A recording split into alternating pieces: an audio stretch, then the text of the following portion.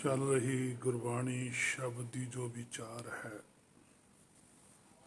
ਜੋ ਆਪਾਂ ਗੁਰ ਕਿਰਪਾ ਦੁਆਰਾ ਸਾਰੇ ਰਲ ਮਿਲ ਕੇ ਕਰ ਰਹੇ ਹਾਂ।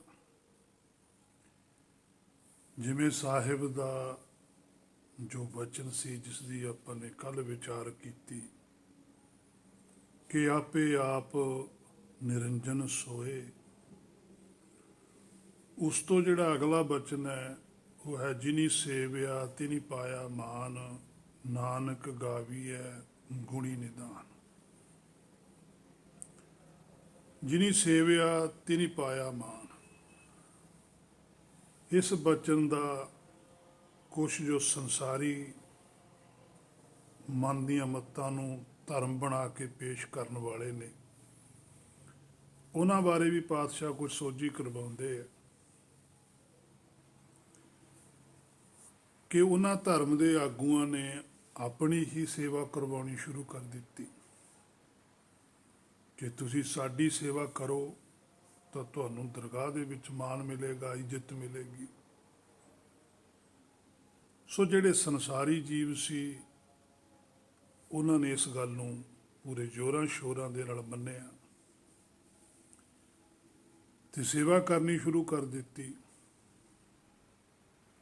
ਪਰ ਪਾਤਸ਼ਾਹ ਨੇ ਆ ਕੇ ਉਹਨਾਂ ਦੇ ਉੱਪਰ ਇਸ ਗੱਲ ਦੀ ਤਰਕ ਵੀ ਕੀਤੀ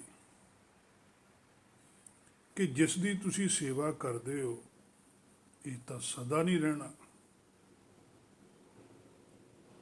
ਜਿਵੇਂ ਗੁਰਬਾਣੀ 'ਚ ਬਚਨ ਵੀ ਹੈ ਕਿ ਅਵਰ ਦੂਜਾ ਕਿਉਂ ਸੇਵੀ ਹੈ, ਜੰਮੈ ਤੇ ਮਰ ਜਾਏ।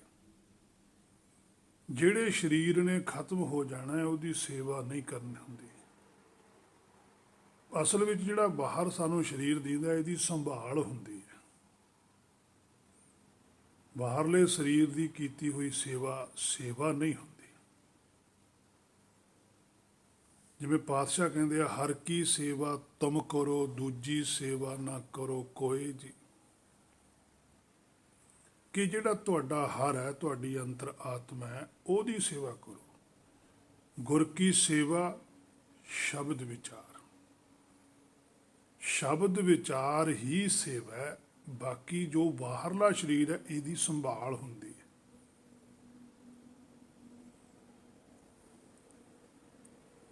ਪਰ ਸੰਸਾਰ ਦੇ ਵਿੱਚ ਇਹ ਸੇਵਾ ਇੰਨੀ ਜ਼ਿਆਦਾ ਪ੍ਰਚਲਿਤ ਹੋ ਗਈ ਕਿ ਉਸੇ ਨੂੰ ਹੀ ਸੇਵਾ ਮੰਨ ਕੇ ਬੈਠ ਗਏ। ਜੋ ਹੱਥਾਂ ਪੈਰਾਂ ਨਾਲ ਕੰਮ ਹੁੰਦਾ ਹੈ, ਉਹ ਕੰਮ ਹੀ ਰਹਿੰਦਾ, ਉਹ ਸੇਵਾ ਨਹੀਂ ਹੁੰਦੀ। ਪਾਤਸ਼ਾਹ ਕਹਿੰਦੇ ਆ, ਮਨ ਸੋ ਸੇਵੀ ਹੈ ਹਾਂ, ਕਿ ਹੇ ਮੇਰੇ ਮਨਾ ਤੂੰ ਸੇਵਾ ਕਰਨੀ ਹੈ। ਜਿਵੇਂ ਗੁਰਬਾਣੀ 'ਚ ਪਾਤਸ਼ਾਹ ਇਸ ਗੱਲ ਦਾ ਖੋਲ ਕੇ ਖੁਲਾਸਾ ਵੀ ਕਰਦੇ ਆ, ਹਾਥ ਪਾਉ ਸੇ ਕਾਮ ਸਭ ਚੀਤ ਨਿਰੰਜਨ ਨਾਲ। ਜਿਹੜਾ ਚਿੱਤ ਹੈ ਨਿਰੰਜਨ ਨਾਲ ਰੱਖਣਾ, ਉਹ ਸੇਵਾ ਹੈ। ਜਿਹੜਾ ਹੱਥਾਂ ਪੈਰਾਂ ਨਾਲ ਜੋ ਵੀ ਕੁਝ ਕਰਦੇ ਆ, ਬਾਹਰ ਜੋ ਸਰੀਰ ਦਿੰਦਾ, ਉਹ ਕੰਮ ਹੈ ਜਾਂ ਸੰਭਾਲ ਹੈ। ਪਰ ਜਿੰਨਾ ਚਿਰ ਅਸੀਂ ਆਤਮ ਪ੍ਰਾਤਮ ਇੱਕ ਨਹੀਂ ਹੁੰਦੇ, ਸ਼ਬਦ ਵਿਚਾਰ ਨਹੀਂ ਹੁੰਦੀ, ਉਨਾ ਚਿਰ ਉਹ ਸੇਵਾ ਦਰਗਾਹ 'ਚ ਪ੍ਰਵਾਨਿਤ ਨਹੀਂ ਹੈ। ਜਿਵੇਂ ਪਾਤਸ਼ਾਹ ਕਹਿੰਦੇ, ਸਾ ਸੇਵਾ ਕੀਤੀ ਸਫਲ ਹੈ। ਉਹ ਸੇਵਾ ਕੀਤੀ ਸਫਲ ਹੈ ਜਿਤ ਸਤਿਗੁਰ ਕਾ ਮਨ ਮੰਨੇ, ਕਿ ਮਨ ਮੰਨ ਜਵੇ ਕਿ ਸੱਚ ਦੀ ਸੋਝੀ ਕੀ ਹੁੰਦੀ ਹੈ, ਸੱਚ ਨੂੰ ਕਬੂਲ ਕਰ ਲਵੇ ਮਨ। ਫਿਰ ਉਹਦਾ ਕੀ ਪ੍ਰਾਪਤੀ ਹੈ? ਸਤਿਗੁਰ ਕਾ ਮਨ ਮੰਨਿਆ। ਜਦੋਂ ਮਨ ਸੱਚ ਦੀ ਸੋਝੀ ਲੈਣ ਲਈ ਮੰਨ ਜਾਂਦਾ ਤਾਂ ਪਾਪ ਕਸੰਬਲ ਭੰਨੇ। ਜਿਹੜਾ ਪਾਪ ਹੈ, ਮਨ ਦੀ ਇੱਛਾ ਹੈ, ਮਨ ਦੀ ਸੋਚ ਹੈ, ਜਿਹੜੀ ਕਸੰਮਲ ਹੈ। ਜਿਹੜਾ ਕਸੰਮਲ ਹੁੰਦਾ ਹੈ ਕਿ ਖਾਧਾ ਆਪਣੇ ਹਿਸਾਬ ਨਾਲ ਚੰਗਾ ਹੁੰਦਾ, ਪਰ ਹੁੰਦੀ ਜ਼ਹਿਰ ਹੈ। ਜਿਵੇਂ ਰਸ ਤੋਂ ਕਸ ਬਣ ਜਾਂਦਾ, ਖਾਧਾ ਰਸ ਜਾਂਦਾ, ਉਹ ਬਣਦਾ ਕਸ ਹੈ।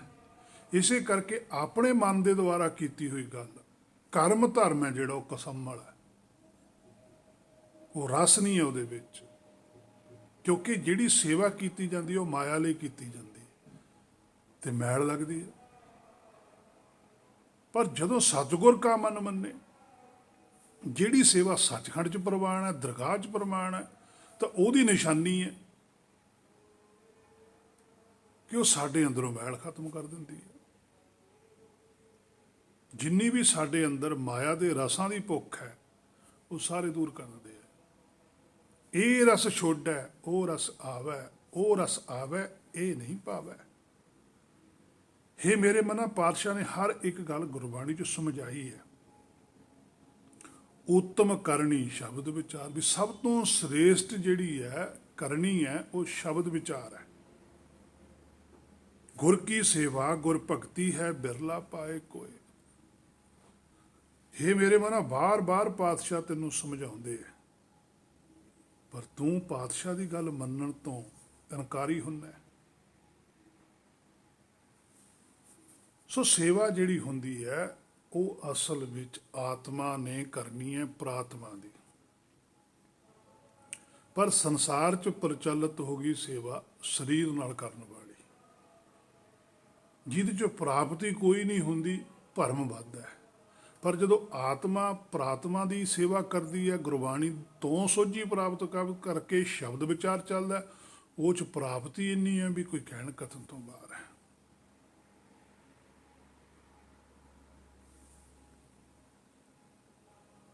ਸੋ ਅੱਜ ਸਾਡੇ ਸੰਸਾਰ ਦੇ ਅੰਦਰ ਬਾਹਰੀ ਤੌਰ ਤੇ ਜਿਹੜੀ ਸੇਵਾ ਹੋ ਰਹੀ ਹੈ ਉਹ ਝਗੜੇ ਦਾ ਕਾਰਨ ਬਣਦੀ ਹੈ, ਉਹਦੇ 'ਚ ਭਰਮ ਦਾ ਵਾਧਾ ਹੁੰਦਾ ਹੈ। ਜੇ ਤਾਂ ਉਹਨੂੰ ਕਰਦੇ ਸੰਭਾਲ ਦੇ ਤੌਰ ਤੇ ਫਿਰ ਤਾਂ ਉਹ ਠੀਕ ਸੀ, ਤੇ ਸ਼ਬਦ ਵਿਚਾਰ ਨਾਲ ਸੇਵਾ ਚੱਲਦੀ ਫਿਰ ਉਹ ਗੱਲ ਵੱਖਰੀ ਹੈ। ਪਰ ਜਦੋਂ ਅਸੀਂ ਕੰਮ ਨੂੰ ਬਾਹਰੀ ਵਸਤੂਆਂ ਨੂੰ ਸੰਭਾਲਣ ਨੂੰ ਸੇਵਾ ਮੰਨ ਲੈਂਦੇ ਹਾਂ, ਫਿਰ ਸਾਤੋਂ ਅਸਲੀ ਸੇਵਾ ਰਹਿ ਜਾਂਦੀ ਹੈ। ਇਸੇ ਕਰਕੇ ਪਾਤਸ਼ਾਹ ਨੇ ਇਹ ਮੇਰੇ ਮਨਾ ਤੈਨੂੰ ਸੋਝੀ ਦਿੱਤੀ ਹੈ ਕਿ ਜਿਨੀ ਸੇਵਿਆ, ਜਿਨ੍ਹਾਂ ਨੇ ਇਸ ਪ੍ਰਕਾਰ ਸੇਵਾ ਕੀਤੀ ਹੈ, ਤਿਨੀ ਪਾਇਆ ਮਾਨ, ਉਹਨਾਂ ਨੂੰ ਦਰਗਾਹ ਦੇ ਵਿੱਚੋਂ ਸ਼ਬਦ ਗੁਰੂ ਦੀ ਪ੍ਰਾਪਤੀ ਹੋਈ ਹੈ। ਉਹਨਾਂ ਨੂੰ ਆਪਣਾ ਨਿੱਜ ਸਰੂਪ ਦਾ ਦਰਸ਼ਨ ਹੋਇਆ, ਦੂਜਿਆਂ ਨੂੰ ਨਹੀਂ ਹੁੰਦਾ। ਮਨ ਨੇ ਗੁਰਬਾਣੀ ਸ਼ਬਦ ਦੀ ਵਿਚਾਰ ਕਰਕੇ ਆਪਣੇ ਮੂਲ ਨਾਲ ਜੁੜਨਾ ਹੈ, ਭਾਵ ਇੱਕ ਹੋਣਾ, ਇਹੀ ਪੂਰਾ ਪ੍ਰਭ ਹੈ।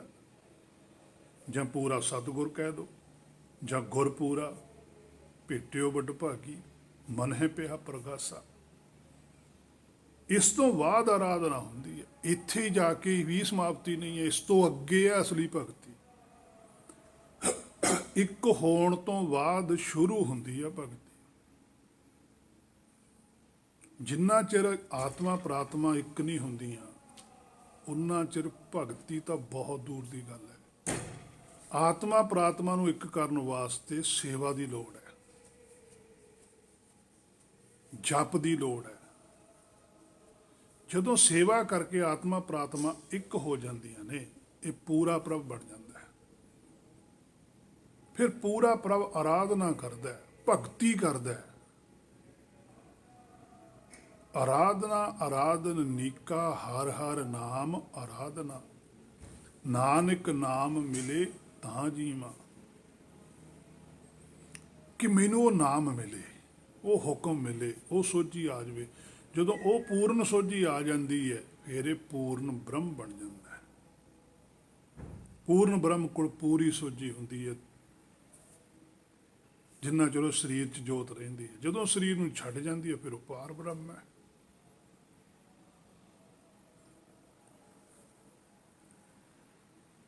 ਸੋ ਨਾਨਕ ਗਾਵੀ ਹੈ ਗੁਣੀ ਨਿਧਾਨ।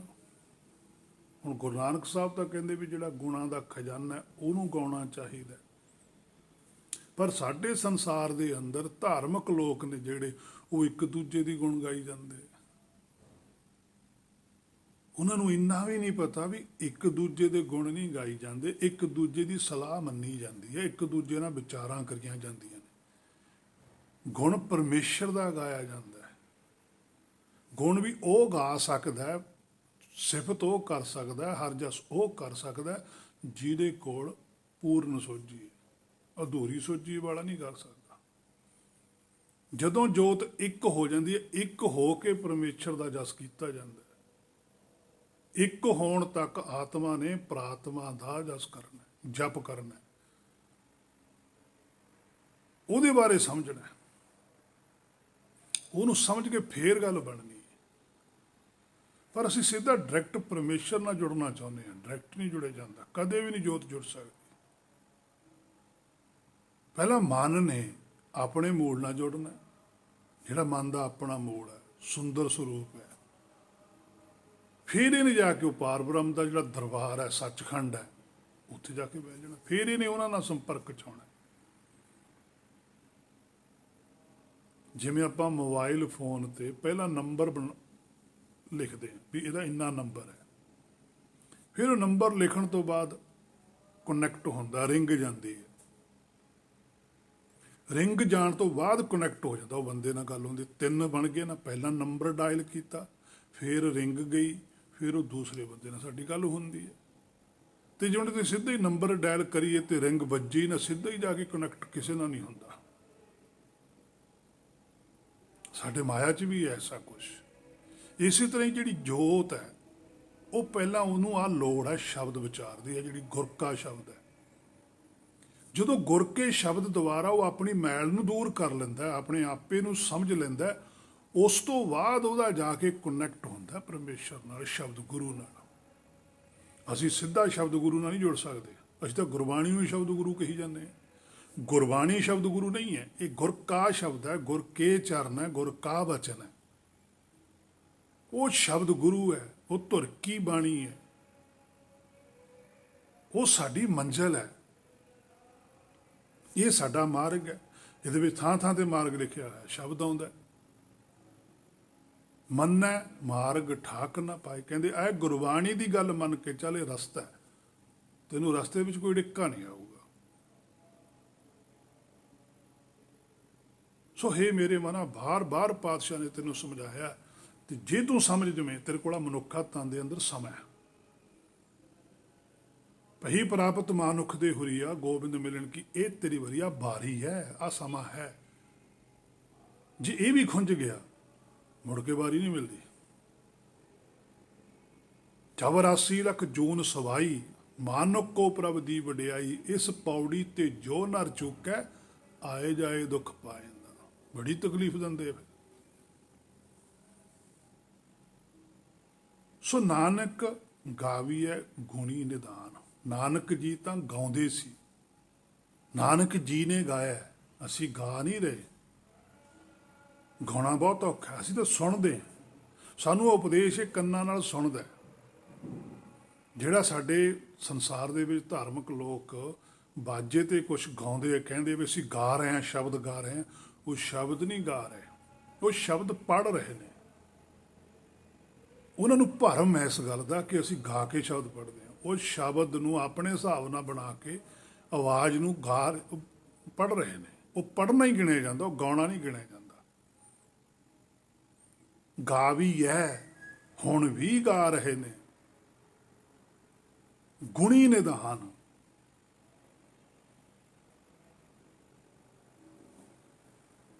ਉਹ ਜਿਹੜੇ ਗੁਣੀ ਨਿਧਾਨ ਨੂੰ ਗਾਉਣ ਵਾਲੇ ਨੇ, ਉਹ ਸੀ ਆਹ ਗੁਰਮੁਖ ਪਾਤਸ਼ਾਹੀਆਂ, ਭਗਤ ਸਾਹਿਬ ਜਾਂ ਬੇਅੰਤ ਗੁਰਸਿੱਖ, ਇਹਨਾਂ ਨੇ ਗਾਇਆ ਹੈ। ਗਾਉਣਾ ਹੁੰਦਾ ਹਰ ਵੇਲੇ ਉਹਦੀ ਰਜਾ ਦੇ ਵਿੱਚ ਰਹਿਣਾ, ਉਹਨੂੰ ਸਾਹਮਣੇ ਦੇਖ ਕੇ ਗਾਉਣਾ। ਜਿਹੜੀ ਚੀਜ਼ ਸਾਹਮਣੇ ਪ੍ਰਤੱਖ ਚੱਲ ਰਹੀ ਹੁੰਦੀ ਹੈ, ਉਸ ਗੱਲ ਦੀ ਵਿਆਖਿਆ ਕਰਨੀ, ਉਹਨੂੰ ਗਾਉਣਾ ਕਹਿੰਦੇ ਆ।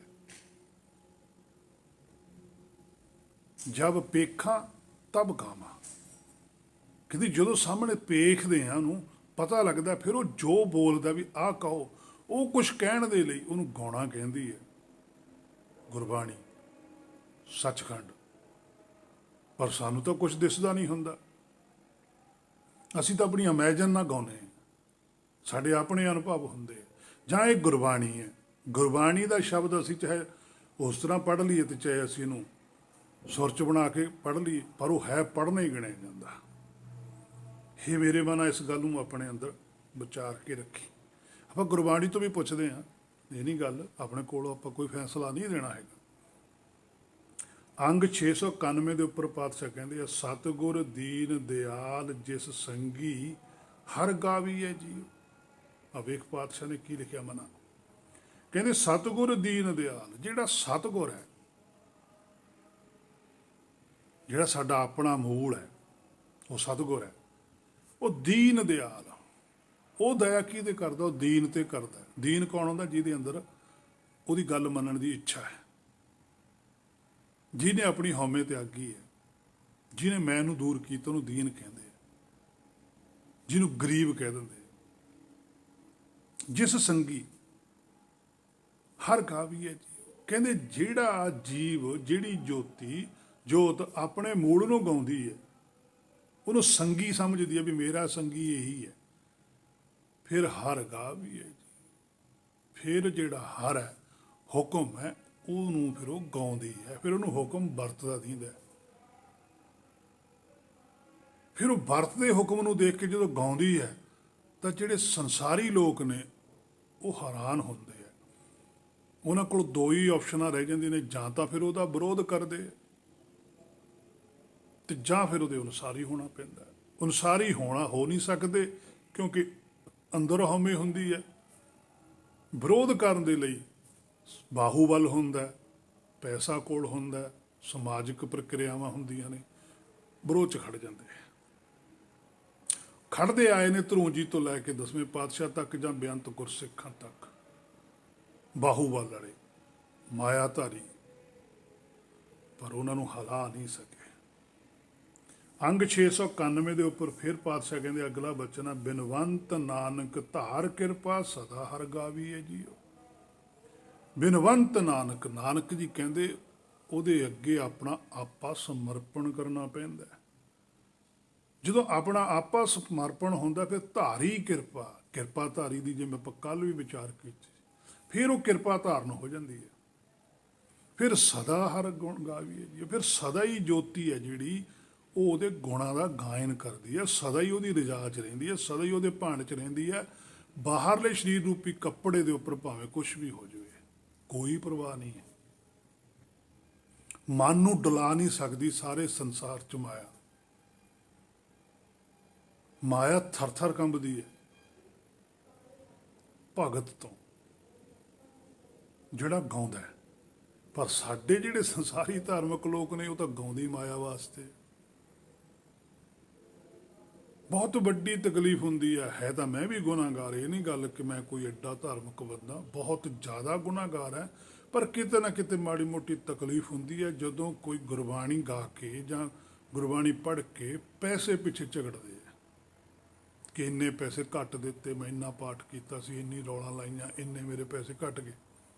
ਉਦੋਂ ਇੰਨੀ ਤਕਲੀਫ ਹੁੰਦੀ ਹੈ ਕਿ ਉਹ ਦੱਸਿਆ ਨਹੀਂ ਜਾਂਦਾ ਵੀ ਇਹ ਕੀ ਚੀਜ਼ ਹੈ ਯਾਰ। ਇੰਨੇ ਪੈਸੇ ਦਓਗੇ ਤਾਂ ਅਸੀਂ, ਜਿਹਨੂੰ ਸੰਸਾਰੀ ਕੀਰਤਨ ਕਹਿੰਦੇ ਆ, ਵੀ ਉਹ ਕਰਾਂਗੇ। ਉਹਦਾ ਮੁੱਲ ਰੱਖਦੇ ਆ। ਇੱਕ ਪਾਸੇ ਉਹਨੂੰ ਗੁਰੂ ਵੀ ਕਹੀ ਜਾਂਦੇ ਆ। ਇਦੋਂ ਵੱਡੀ ਬਦਕਿਸਮਤੀ ਮਨਾਂ ਤੇਰੀ ਕੀ ਹੋ ਸਕਦੀ ਹੈ। ਤੁਸੀਂ ਅਗਲੇ ਨੂੰ ਇਹ ਕਹੋ ਵੀ ਅਸੀਂ ਗੁਰਬਾਣੀ ਪੜਾਂਗੇ, ਅਸੀਂ ਵੀ ਸੰਸਾਰੀ ਹਾਂ, ਤੁਸੀਂ ਵੀ ਸੰਸਾਰੀ ਹੋ, ਸਰੀਰ ਕਰਕੇ ਲੋੜ ਆ ਪੈਸੇ ਦੀ, ਜਿੰਨਾ ਦੇ ਦਿਓ ਠੀਕ ਹੈ, ਕੋਈ ਮੰਗ ਕੇ ਨਹੀਂ ਲੈਣਾ। ਵੱਧ ਦੇਤਾ ਤਾਂ ਵੀ ਕੋਈ ਗੱਲ ਹੈ, ਘੱਟ ਦੇਤਾ ਤਾਂ ਵੀ ਕੋਈ ਗੱਲ ਨਹੀਂ, ਜੋ ਦੇ ਦੋਗੇ ਠੀਕ ਹੈ ਬਸ। ਪਰ ਬਈ ਗੁਰਬਾਣੀ ਤੇ ਭਰੋਸਾ ਕਰੋ, ਇਹਦੇ ਅਨੁਸਾਰ ਚੱਲੋ। ਗੁਰਬਾਣੀ ਪੈਸੇ ਕਰਕੇ ਨਹੀਂ ਗਾਉਣੀ।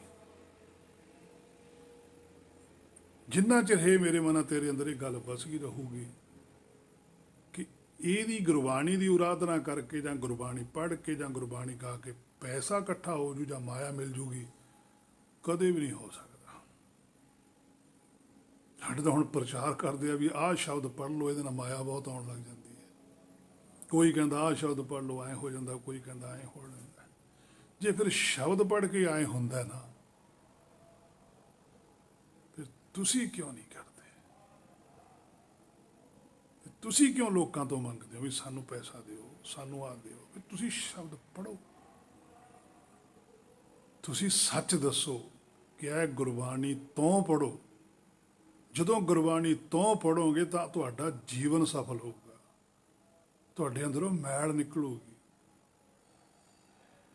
ਤੁਸੀਂ ਆਪਣਾ ਜੀਵਨ ਸਵੱਛ ਕਰਕੇ ਜਾਓਗੇ, ਤੁਹਾਡਾ ਮਨ ਸ਼ੁੱਧ ਹੋਊਗਾ।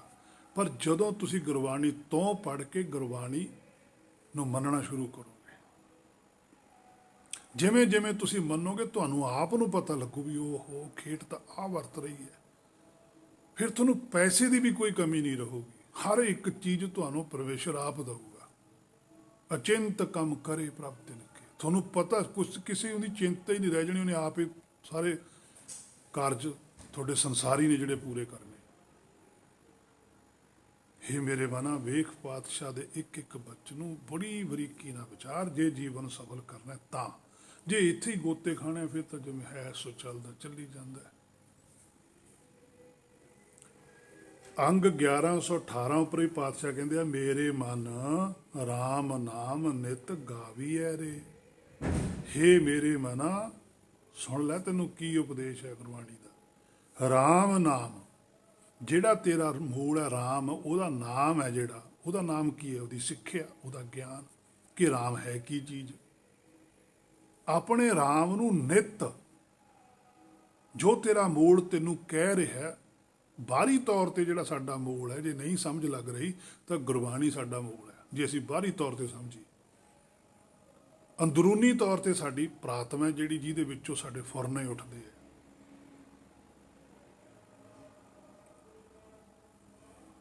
ਨਿਤ ਗਾਉਣਾ ਤਾਂ ਆ ਸੀ ਨਿਤ, ਅਸੀਂ ਪਤਾ ਨਹੀਂ ਨਿਤ ਕੀ ਕਰਦੇ ਹਾਂ। ਭਾਵ ਕਿ ਹੇ ਮੇਰੇ ਮਨਾ, ਜਿਹੜਾ ਤੇਰਾ ਰਾਮ ਹੈ, ਜਿਹੜੀ ਗੁਰਬਾਣੀ ਹੈ, ਨਿਤ ਇਹਦੇ ਅਨੁਸਾਰ ਚੱਲ, ਇਹਦੀ ਰਜਾ ਵਿੱਚ ਰਹਿ। ਜੋ ਗੁਰਬਾਣੀ ਲਕੀਰ ਖਿੱਚਦੀ ਹੈ ਉਹਦੇ ਅੰਦਰ ਰਹਿ, ਉਹ ਲਕੀਰ ਤੋਂ ਅੱਗੇ ਨਾ ਜਾ, ਔਰ ਉਹ ਲਕੀਰ ਤੋਂ ਪਰੇ ਵੀ ਨਾ ਰਹਿ, ਬਿਲਕੁਲ ਲਕੀਰ ਦੇ ਨਾਲ ਰਹਿ, ਜੁੜ ਕੇ ਰਹਿ ਉਹਦੇ ਨਾਲ।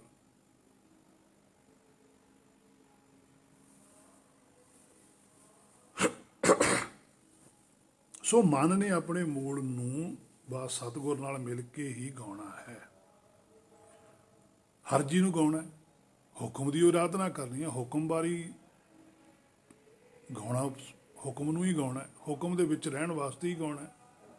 ਭਾਵ ਇੱਕ ਹੋ ਕੇ ਰਹਿਣਾ ਅਤੇ ਗਾਉਣਾ ਉਹਦੀ ਰਜਾ ਵਿੱਚ ਰਹਿਣਾ ਹੁੰਦਾ ਹੈ। ਸੋ ਭਾਵ ਆਪ ਹੀ ਨਿਰਲੇਪ ਹੋ ਕੇ ਇਸ ਸੰਸਾਰ ਦੇ ਅੰਦਰ ਵਿਚਰਨਾ। ਇਹ ਹੈ ਨਾਨਕ ਗਾਵੀਐ। ਹੁਣ ਅੱਗੇ ਪਾਤਸ਼ਾਹ ਕਹਿੰਦੇ ਗੁਣੀ ਨਿਧਾਨ, ਕਿ ਜਿਹੜਾ ਗੁਣਾਂ ਦਾ ਖਜ਼ਾਨਾ ਹੈ, ਉਹਦੇ ਬਾਰੇ ਵੀ ਗੁਰਬਾਣੀ ਚੋਂ ਆਪਾਂ ਪੁੱਛ ਲੈਂਦੇ ਹਾਂ ਪਾਤਸ਼ਾਹ ਨੂੰ। ਜਿਵੇਂ ਪਾਤਸ਼ਾਹ 32 ਅੰਗ ਦੇ ਉੱਪਰ ਕਹਿੰਦੇ ਆ, ਗੋਬਿੰਦ ਗੁਣੀ ਨਿਧਾਨ ਹੈ, ਅੰਤ ਨਾ ਪਾਇਆ ਜਾਏ। ਗੋਬਿੰਦ, ਗੋ ਹੁੰਦੀ ਹੈ ਬੁੱਧੀ ਆਤਮਾ, ਬਿੰਦ ਹੁੰਦਾ ਮੂਲ ਪ੍ਰਾਤਮਾ। ਗੁਣੀ ਨਿਧਾਨ, ਬੁੱਧੀ ਨੂੰ ਆਖਿਆ ਜਾਂਦਾ, ਕੋਈ ਉਪਦੇਸ਼ ਦਿੰਦਾ। ਪਾਤਸ਼ਾਹ ਕਹਿੰਦੇ ਜੇ ਤੇਰੀ ਬੁੱਧੀ ਆ ਨਾ, ਜਿਹੜੀ ਤੇਰੀ ਆਤਮ ਹੈ, ਉਹਦਾ ਜਿਹੜਾ ਮੂਲ ਹੈ, ਬਿੰਦ ਹੈ, ਉਹ ਗੁਣਾਂ ਦਾ ਨਿਧਾਨ ਆ। ਉਹਦੇ ਕੋਲ ਤਾਂ ਗੁਣਾਂ ਦਾ ਖਜ਼ਾਨਾ ਪਿਆ। ਜਿਵੇਂ ਆਪਾਂ ਵੀ ਕਹਿ ਦਿੰਦੇ ਹਾਂ ਮੁੰਡੇ ਨੂੰ ਵੀ ਤੂੰ ਥਾ ਲੋਕਾਂ ਤੋਂ ਰੁਪਈਆ ਮੰਗਦਾ ਫਿਰਦਾ ਹੈ, ਤੇਰਾ ਪਿਓ ਕੋਲ ਤਾਂ ਇੰਨਾ ਰੁਪਈਆ ਪਿਆ, ਵੀ ਤੂੰ ਆਪਣੇ ਪਿਓ ਤੋਂ ਮੰਗ। ਕਿਉਂ ਨਹੀਂ ਆਪਣੇ ਪਿਓ ਤੋਂ ਮੰਗਦਾ? ਇਸੇ ਤਰ੍ਹਾਂ ਸਾਨੂੰ ਵੀ ਉਪਦੇਸ਼ ਦਿੱਤਾ ਜਾਂਦਾ ਗੁਰਬਾਣੀ ਦੁਆਰਾ ਕਿ ਤੁਸੀਂ ਆਪਣੇ ਮੂਲ ਕੋਲ ਜਾਓ, ਉਹਦੇ ਕੋਲ ਤਾਂ ਗੁਣਾਂ ਦਾ ਖਜ਼ਾਨਾ ਪਿਆ।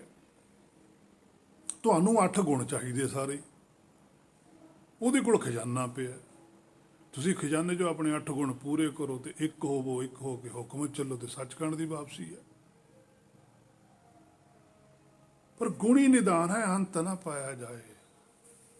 ਉਹਦੇ 'ਚ ਕਿੰਨੇ ਗੁਣ ਨੇ, ਉਹਨਾਂ ਦਾ ਕੋਈ ਅੰਤ ਨਹੀਂ ਹੈਗਾ। ਪਰ ਜਿੰਨਾ ਚਿਰ ਜੋਤ ਇੱਕ ਨਹੀਂ ਹੁੰਦੀ, ਇੱਕ ਹੋਣ ਦੇ ਲਈ ਇਹਨੂੰ 8 ਗੁਣ ਹੋਣੇ ਬਹੁਤ ਜ਼ਰੂਰੀ ਨੇ।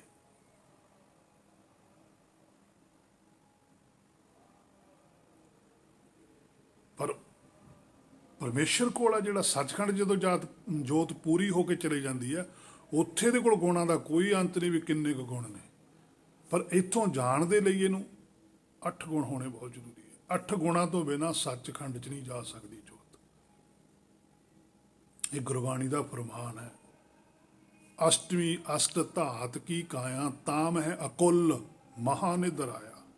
ਮਹਾਨਿਧ ਇੱਥੇ ਗੁਣੀ ਨਿਧਾਨ, ਅਤੇ ਮਹਾਨਿਧ ਹੈ। ਨਿਧੀ ਇੱਕ ਵਚਨ ਹੈ, ਸਭ ਤੋਂ ਵੱਡਾ ਖਜ਼ਾਨਾ। ਫਿਰ ਇਹਨੂੰ ਪਤਾ ਲੱਗਦਾ ਉਹ ਕੀ ਹੈ, ਸਵੈਮ ਆਪਣੇ ਆਪ ਨੂੰ ਜਾਣ ਜਾਣਾ।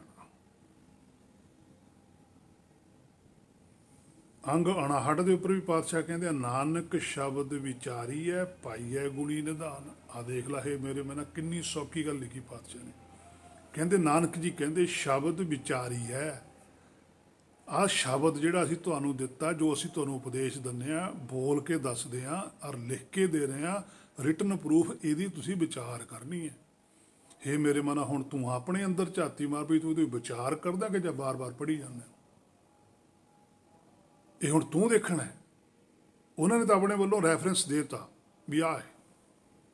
ਜੇ ਤੂੰ ਇਸ ਗੱਲ ਨੂੰ ਮੰਨ ਲਵੇਂ ਕਿ ਨਾਨਕ ਸ਼ਬਦ ਵਿਚਾਰੀ ਹੈ, ਕਿ ਜੇ ਤੂੰ ਗੁਰਬਾਣੀ ਦੀ ਵਿਚਾਰ ਕਰਨ ਲੱਗ ਜਵੇਂ ਤਾਂ ਪਾਈਏ ਗੁਣੀ ਨਿਧਾਨ, ਤਾਂ ਉਹ ਸਰੂਪ ਫਿਰ ਤੈਨੂੰ ਵੀ ਮਿਲ ਜਾਣਾ ਹੈ। ਫਿਰ ਤੂੰ ਗੁਣਾਂ ਦੇ ਨਿਧਾਨ ਨੂੰ ਵੀ ਪ੍ਰਾਪਤ ਕਰ ਲਏਗਾ। ਸ਼ਬਦ ਵਿਚਾਰੀ ਹੈ ਦੇ ਵਿੱਚੋਂ ਹੀ ਤੈਨੂੰ 8 ਗੁਣ ਲੱਭਣੇ ਆ। ਉਹਨਾਂ 8 ਗੁਣਾਂ ਨੂੰ ਤੂੰ ਧਾਰਨ ਕਰ ਲੈਣਾ। ਜਦੋਂ ਤੇਰੇ ਅੰਦਰ 8 ਗੁਣ ਪੂਰੇ ਹੋ ਗਏ ਤਾਂ ਫਿਰ ਤੂੰ ਗੁਣੀ ਨਿਧਾਨ ਦੇ ਵਿੱਚ ਸ਼ਾਮਲ ਹੈ। ਜਿਵੇਂ ਖਜ਼ਾਨੇ ਦੇ ਵਿੱਚ ਕਰੋੜਾਂ ਰੁਪਈਆ ਪਿਆ, ਸਾਡੇ ਕੋਲ ਹੈ ਲੱਖ ਰੁਪਈਆ, ਅਸੀਂ ਜਾ ਕੇ ਉਹ ਲੱਖ ਰੁਪਈਆ ਖਜ਼ਾਨੇ 'ਚ ਸਿੱਟਤਾ, ਤਾਂ ਉਹ ਲੱਖ ਰੁਪਈਆ ਵੀ ਤਾਂ ਖਜ਼ਾਨੇ ਦਾ ਹਿੱਸਾ ਹੀ ਹੋ ਗਿਆ ਨਾ। ਪਰ ਪਹਿਲਾਂ ਅਸੀਂ ਇਕੱਲਾ ਇਕੱਲਾ ਕਰਕੇ ਲੱਖ ਰੁਪਈਆ ਇਕੱਠਾ ਕੀਤਾ, ਅਸੀਂ ਖਜ਼ਾਨਾ ਨਹੀਂ ਇਕੱਠਾ ਕਰ ਸਕਦੇ। ਪਰ ਜਦੋਂ ਉਹ ਰੁਪਈਆ ਜਾ ਕੇ ਖਜ਼ਾਨੇ 'ਚ ਡਿੱਗ ਜਾਂਦਾ, ਫਿਰ ਉਹ ਖਜ਼ਾਨੇ ਦਾ ਰੂਪ ਧਾਰਨ ਕਰ ਜਾਂਦਾ। ਖਰੇ ਖਜ਼ਾਨੇ ਪਾਈ ਹੈ, ਉਹ ਖਜ਼ਾਨੇ 'ਚ ਪੈ ਜਾਂਦਾ। ਪਰ ਜਿੰਨਾ ਚਿਰ ਖੋਟਾ ਹੈ ਫਿਰ ਸੱਟੀ ਹੈ ਬਾਰ-ਬਾਰ। ਇਹਨੂੰ ਤਾਂ ਬਾਰ-ਬਾਰ ਹੀ ਸੱਟਦੇ ਆ। ਫਿਰ ਚੱਲ ਵੀ 84 'ਚ, ਚੱਲ ਭਵ ਸਾਗਰ 'ਚ ਦੇਈ ਚੱਲ ਗੇੜੇ।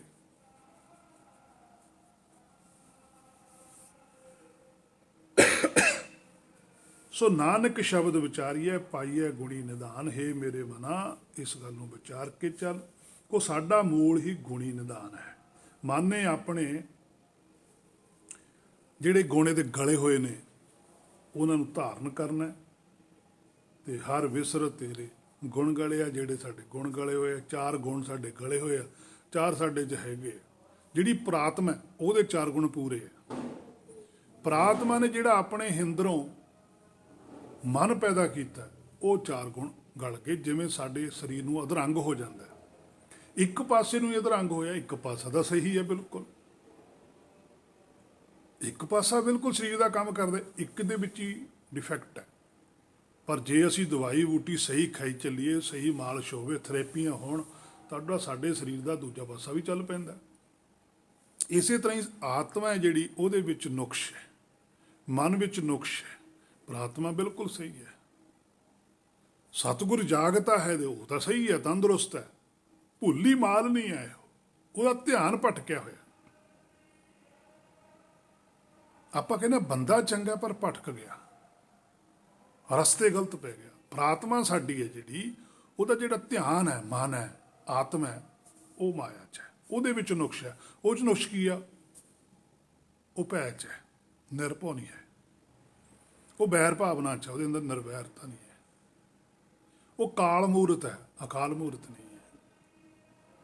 ਉਹ ਜੂਨੀ 'ਚ ਹੈ, ਅਜੂਨੀ ਨਹੀਂ ਹੈ। ਇਹ ਹੈ 4 ਗੁਣ, ਇਹ ਸਾਡੇ ਗਲੇ ਹੋਏ ਆ। ਜਦੋਂ ਮਨ ਨਿਰਭਉ ਹੋ ਜਾਂਦਾ, ਨਿਰਭਉ ਹੋਏ ਭਜੋ ਭਗਵਾਨ, ਜਦੇ ਆਪਣੇ ਮੂਲ ਨਾਲ ਜੁੜ ਜਾਂਦਾ ਹੈ। ਭਜਣ ਦਾ ਅਰਥ ਹੁੰਦਾ ਜੁੜਨਾ, ਤਜਣ ਦਾ ਅਰਥ ਹੁੰਦਾ ਛੱਡਣਾ। ਜਦੋਂ ਇਹ ਨਿਰਵੈਰ ਹੋ ਜਾਂਦਾ, ਵੈਰ ਤੋਂ ਰਹਿਤ ਹੋ ਜਾਂਦਾ, ਨਾ ਕੋ ਵੈਰੀ ਨਹੀਂ ਬੇਗਾਨਾ, ਸਗਲ ਸੰਗ ਹਮ ਕੋ ਬਣੇ ਆਈ। ਜਦੋਂ ਇਹ ਕਾਲ ਮੂਰਤ ਤੋਂ ਅਕਾਲ ਮੂਰਤ ਬਣ ਜਾਂਦਾ, ਫਿਰ ਮਾਇਆ ਦਾ ਕੋਈ ਵੀ ਭੈ ਨਹੀਂ ਰਹਿ ਜਾਂਦਾ। ਫਿਰ ਜੂਨੀ ਤੋਂ ਅਜੂਨੀ ਹੋ ਜਾਂਦਾ, ਫਿਰ ਜੂਨ 'ਚ ਨਹੀਂ ਆਉਂਦਾ ਹੈਗਾ। ਇਹ ਨਹੀਂ ਜੂਨੀ ਤੋਂ ਅਜੂਨੀ ਹੋਣਾ, ਪਰਮੇਸ਼ਰ ਤਾਂ ਹੈ ਹੀ ਹੈ, ਉਹ ਸੱਚਖੰਡ ਤਾਂ ਹੈ ਹੀ ਹੈ। ਇਹ ਉਪਦੇਸ਼ ਹੈ ਮੇਰੇ ਮਨ ਤੈਨੂੰ ਆਇਆ। ਸੋ ਗੁਣ ਨਿਧਾਰਨ, ਗੁਣਾਂ ਨੂੰ ਧਾਰਨ ਕਰਕੇ ਫਿਰ ਉਸੇ ਹੀ ਗੁਣੀ ਨਿਧਾਨ ਭਾਵ ਖਜ਼ਾਨੇ ਦਾ ਮਾਲਕ ਜੀਵ ਬਣ ਜਾਂਦਾ ਹੈ। ਸੋ ਇੱਥੋਂ ਤੱਕ ਇਹ ਵਿਚਾਰ ਸੀ ਜੋ ਗੁਰ ਕਿਰਪਾ ਦੁਆਰਾ ਕੀਤੀ ਗਈ ਹੈ। ਅਗਲੀ ਵਿਚਾਰ ਜੇ ਗੁਰ ਨੇ ਚਾਹਿਆ ਤਾਂ ਫਿਰ ਕੀਤੀ ਜਾਵੇਗੀ। ਵਾਹਿਗੁਰੂ ਜੀ ਕਾ ਖਾਲਸਾ, ਵਾਹਿਗੁਰੂ ਜੀ ਕੀ ਫਤਿਹ।